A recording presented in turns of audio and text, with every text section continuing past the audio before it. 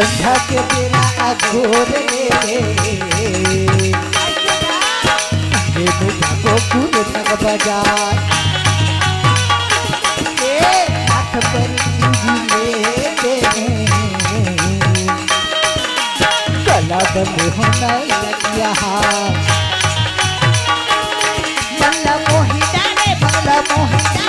निर्मोही आहूं कहिए बंगला मोही डाले निर्मोही कहिए